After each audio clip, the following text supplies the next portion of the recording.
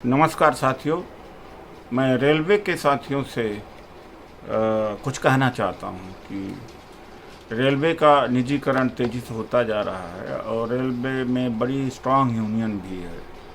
लेकिन सरकारों को ये पता लग गया है कि यूनियन और कर्मचारी अधिकारी कॉलोनियों में रहते हैं और फ्लैट्स में रहते हैं, सोसाइटीज में रहते हैं, गांव से इनका ज़्यादा लिंक नहीं रह गया। और दूसरी बात है, जब जनरल यूनियन आगे बढ़ कर के आती है निजीकरण के खिलाफ, तो तथाकथित संवर्त समाज उनका साथ नहीं होता, क्योंकि समाज में एक मानसिकता हो गई है कि सरकारी विभाग में करप्शन है, लेट है और काम जल्दी नहीं होता है, तो सोसाइटी का मदद नहीं मिल पाती है।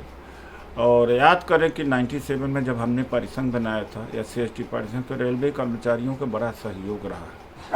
उस समय रेलवे के कर्मचारी लीडर्स उन्होंने साथ दिया हमारा, और 5 आरक्षण विरोधी आदेश वापस हुए।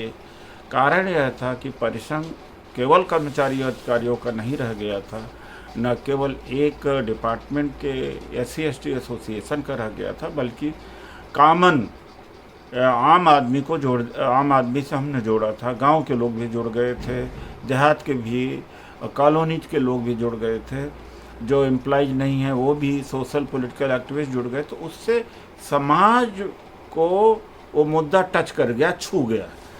और 8-10 साल से अब हमारे साथ में नहीं है। रेलवे का यूनियन अपने तरफ से कर रही है, रेलवे मेंस यूनियन भी है और NDRF, तमाम ऑर्गेनाइजेशन है, उनसे नहीं हो पाएगा। अगर इसी मुद्दे को हम समाज से टच कर देते हैं, SC/ST OBC एसोसिएशन से करेंगे, तो अब समस्या का समाधान हो सकता है। क्योंकि सरकार इस समय दबाव में है कोविड की वजह से हर जगह इनकी थू हो रही है। ये जान रहे हैं कि अब इनको फेंक देगी जनता। तो हम जनता से जोड़ने का काम करते हैं, जो सामाजिक कार्यकर्ता है, पॉलिटिकल कार्यकर्ता है, या पार्टी के लोग हैं, आम आदमी हैं। तो परिसंघ तो सबसे बना हुआ है, केवल एसोसिएशन नहीं है, इंडिविजुअल्स भी हैं, एक्टिविस्ट भी हैं। तो अब रेलवे के लोगों को सोचना पड़ेगा, जो प्राइवेटाइजेशन होता जा रहा, रुक नहीं रहा, उसका तरीका है कि फिर से विचार करें और परिसंघ का साथ दें। हम इसको समाज तक ले जाएंगे। जब समाज तक ले जाएंगे तो समाज जब खड़ा होगा कि अरे हमारी नौकरी ख़त्म कर रहे हैं, हमारे बच्चों की नौकरियां ख़त्म हो रही, तो वोट की राजनीति है उसमें प्रभाव पड़ेगा। जब तक वोट की राजनीति में प्रभाव नहीं डाल पाएंगे, तब तक ये मानने वाले नहीं हैं। अब मान सकते हैं, क्योंकि दबाव में तो आए हैं। जिस तरह से कोरोना का इन्होंने मिसमैनेजमेंट किया है, चारों तरफ लाशें बिछी हुई हैं, तो अपना पॉलिटिकल बैलेंस बनाने के लिए कहीं ना कहीं ये पीछे हटेंगे। तो ये वही स्थिति है 97-98 का, कि फिर से रेलवे के एम्प्लॉइज, ये आप अपनी एसोसिएशन वहाँ चला रहे हो, आपकी ब्रांच ऑफिस है, जोन ऑफिस है, सेंट्रल ऑफिस, आपको कौन मानता है? आपके कॉलोनियों में एम्प्लॉइज की वजह से, या तो जो ऑफिसर फ्लैट में हैं उनके वजह से, या 4th क्लास के कर्मचारी वो तो शहरों में रहते हैं।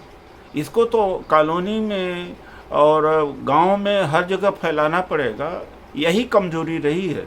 मैं नहीं कहता हूं कि एसोसिएशन ने हाथ पांव नहीं मारे, कितना भी हाथ पांव आप मार दोगे, आप सफल नहीं हो पाएगा। वो देख रहे हो सामने, हम सफलता लिए हैं, सफलता लेके देंगे। फिर से विचार आप लोगों को करना चाहिए, इसको समाज से जोड़ना चाहिए। ये जो सीक्रेट है आज हम बता रहे हैं लोगों को, ये सीक्रेट 15-16 साल से लोगों को समझ में नहीं आया। बैंक का SC/ST एसोसिएशन है, या रेलवे का है, या BSNL का है, वो अपने यहाँ खूब नाच गा रहे थे, खूब कूद फांद कर रहे थे। परिणाम क्या हुआ? निजीकरण होता चला गया। हम क्यों सफल हो जाते थे? और हमेशा हुए हैं सफल। 5 आरक्षण विरोधी आदेश वापस करा लिए। 2006 में जो नागराज का केस हमने जीत लिया। लोकपाल बिल में आरक्षण हमने करा लिया, बहुजन लोकपाल बिल पेश करके हमने निजी क्षेत्र में आरक्षण के लिए पार्लियामेंट में बिल पेश कर दिया हमने। और SC ST OBC का जो रिजर्वेशन हायर एजुकेशन में था उसकी लड़ाई हमने लड़ा। निजी क्षेत्र में आरक्षण का मुद्दा हमने राष्ट्रीय मुद्दा बना दिया। और 2004 में तो UPA के उसमें मैनिफेस्टो में भी आ गया था कि करेंगे।